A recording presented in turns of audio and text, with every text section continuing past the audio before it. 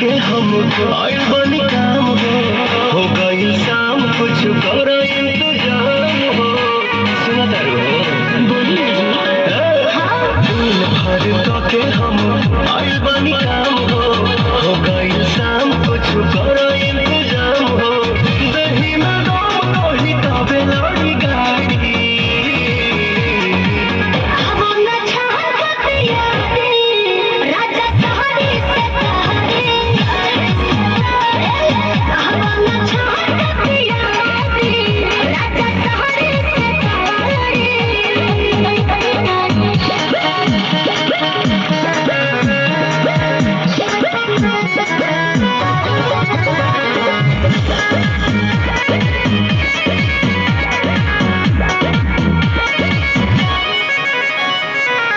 देर न लगावो तानी हाली कहरा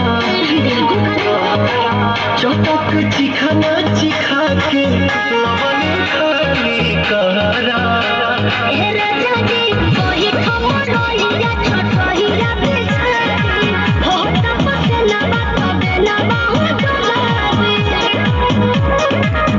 मोड़ बोलो के तोनी बोले दाना नारी